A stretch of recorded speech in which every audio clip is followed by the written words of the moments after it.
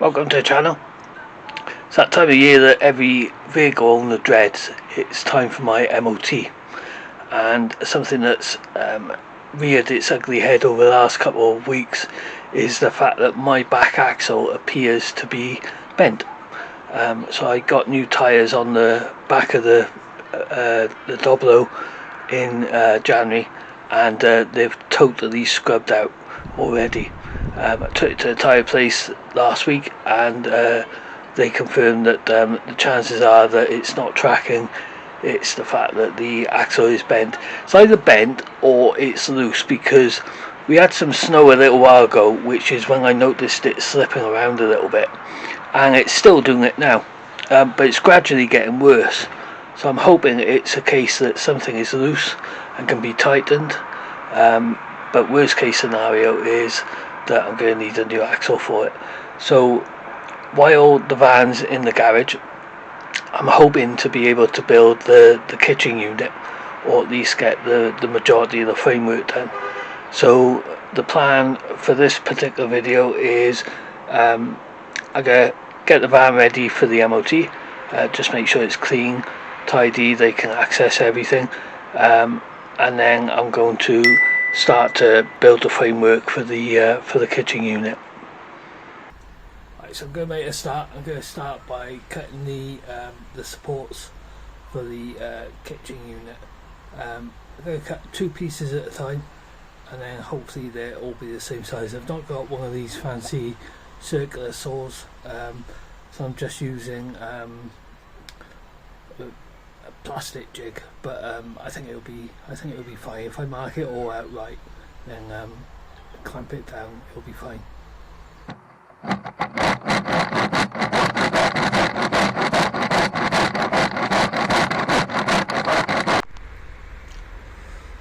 So to secure the cross members, I'm going to use what's called a pocket jig. Basically what it allows you to do is drill at an angle. I'm not very good at it. In fact, I'm crap at it.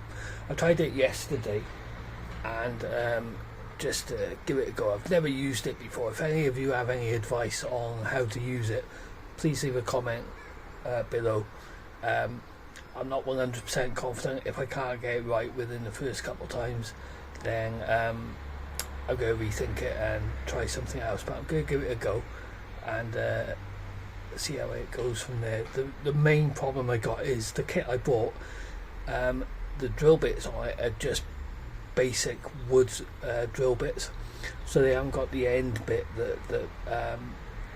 that makes the final bit of the hole that the screw will go into. So I'm just going to make the pilot hole so that it goes in at an angle, and then use a normal drill bit to finish off where the screw will actually go in. So pray for me.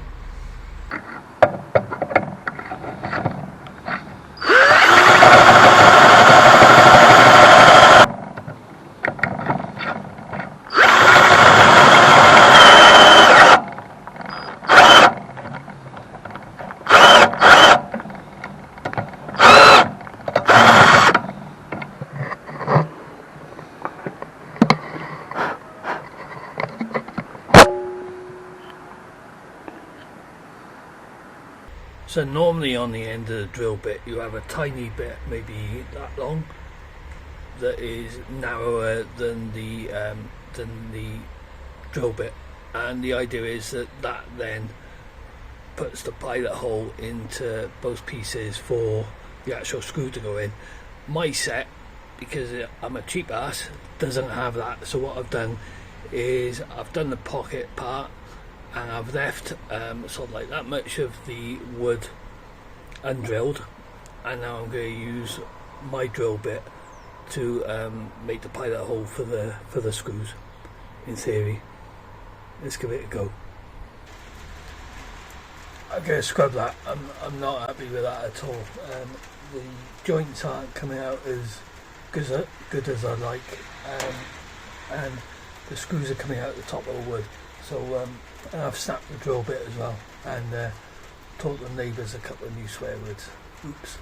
So I'm going to scrub that. I'm going to undo all the work that I've done, and I'm going to use some joints that I do know about, and go from there.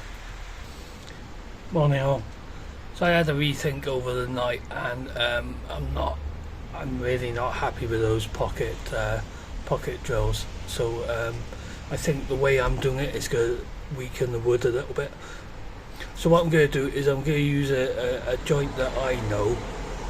I'm not an expert at it, but I think it's going to be more secure. What I want is, with the legs going down, I want the wood on either side, the front and the side, to be flush. Just personal preference. I can't be asked for putting wood in and then wood on the outside of it to make it flush. So what I'm going to do is I'm going to cut lengthways and widthways halfway across the top of the wood to make a joint, and I'll show you that joint now.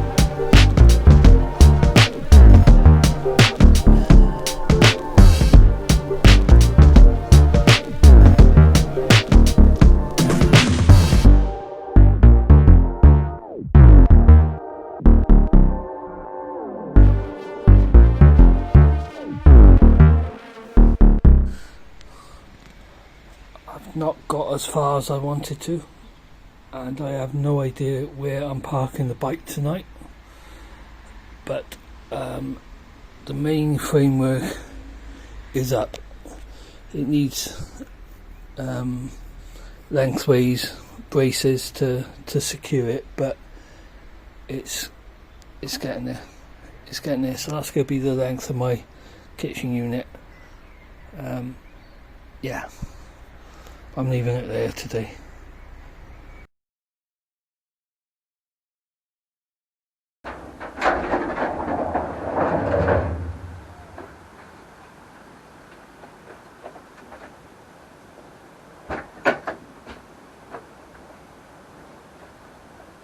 So this is where I'm up to now. What I've got to do now is separate it. I'll put a leg in here to support it, but I've got the wheel arch to take into account. So this is the plan that I did. So I've got 12 centimeters from the door to the wheel arch, and then 68 centimeters for the wheel arch.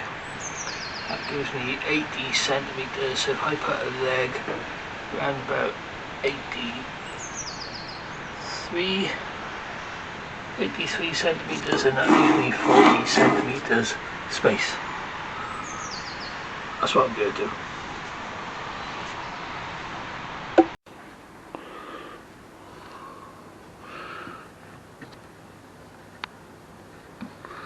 Okay, so that's me done for the day. I'm quite happy with the progress that I made. I made it sound earlier when I was on about the different types of joints that I'm an expert in woodwork. I'm not, believe me.